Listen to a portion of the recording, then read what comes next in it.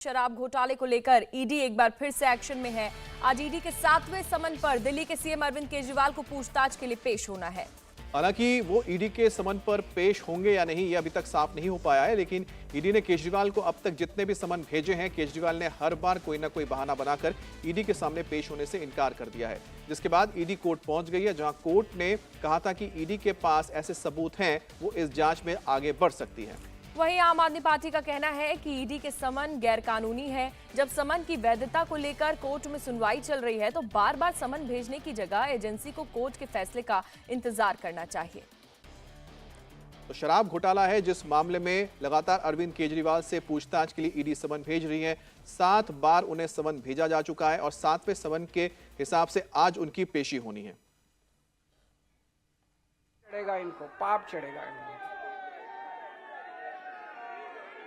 पाप चढ़ेगा इनको, पाप चढ़ेगा इनको। ऊपर वाला देख रहा है, इनको अहंकार हो गया। रावण को भी अहंकार हो गया था कि वो खुदा है। बीजेपी खुदा नहीं है, बीजेपी भगवान नहीं है, भगवान देख रहा है। अंत पंत में हर कर्म का फल तो मिलता है जी। तो भास्कर मिश्रा हमारे साथ दिल्ली से सीधा जुड़ गए हैं। भास्कर, आज ईडी के 7वें समन पर अरविंद केजरीवाल को पेश होना है। क्या लगता है आज अरविंद केजरीवाल पेश होंगे? पूजा, देखिए कोई सवाल ही नहीं उठता है। आम आदमी पार्टी ने पहले ही अपना स्टैंड क्लियर कर दिया था और आम आदमी पार्टी का ये कहना है कि जब इस मामले में रॉस एवेन्यू कोर्ट में सुनवाई चल रही है तो फिर बार बार समन भेजने का क्या मतलब है। दरअसल 5 समन भेजने के बाद भी जब अरविंद केजरीवाल ईडी के सामने नहीं पहुंचे तो ईडी ने कोर्ट का रुख किया था और उसके बाद सुनवाई हुई थी, जिसमें अरविंद केजरीवाल वीडियो कॉन्फ्रेंसिंग के जरिए पहुंचे थे और उन्होंने समय मांगा था 10 मार्च तक कि 10 मार्च के बाद इसमें सुनवाई हो, उसके बाद वो खुद कोर्ट में पेश होंगे। 16 मार्च को सुनवाई है इसकी और तब तक ये मान के चला जा सकता है कि अरविंद केजरीवाल बिल्कुल भी ईडी के सामने पेश होने वाले नहीं हैं। वैसे आम आदमी पार्टी का ये कहना है कि समन की वैधता को लेकर सुनवाई है, लेकिन ये बिल्कुल गलत है। ईडी ने पहले ही क्लियर कर दिया है कि समन पे वो नहीं आ रहे हैं। इसको लेके चैलेंज किया गया था और इसको लेके ईडी कोर्ट गई थी। ये कहीं से भी समन की वैधता को लेकर सुनवाई नहीं है। और पिछली सुनवाई में अरविंद केजरीवाल जो विधानसभा का सेशन चल रहा है उसका हवाला दिया। उन्होंने ये कहा कि विश्वास प्रस्ताव पे मुझे चर्चा करनी थी, उस चर्चा में भाग लेना था, इसलिए हम नहीं आ पाएंगे। बजट का सेशन चल रहा है, इसलिए हमें समय दिया जाए। तो 10 मार्च तक का समय मांगा था और उसके बाद 16 मार्च की अगली सुनवाई तय हुई थी। ये मान के चलिए कि 16 मार्च तक अरविंद केजरीवाल ईडी के किसी भी समन का जवाब नहीं देंगे और वहां तक नहीं पहुंचेंगे।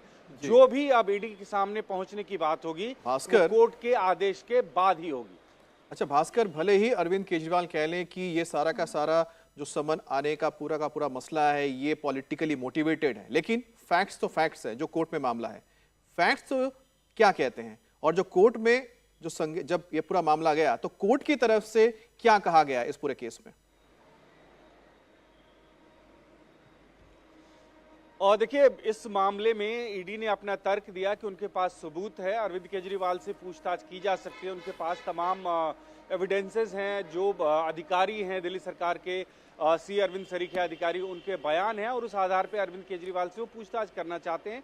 इसके लिए 5 समन भेजे, लेकिन हर बार कोई न कोई वो बहाना बना के अभी तक नहीं पहुंचे हैं। और इसके बाद जो दूसरा पक्ष होता है, यानी अरविंद केजरीवाल का पक्ष जानने के लिए उनको समन किया गया था और उनको इन पर्सन हाजिर होना था। वो वीडियो कॉन्फ्रेंसिंग के जरिए पहुंचे, विधानसभा के सेशन का हवाला दिया, वो पहुंचे नहीं।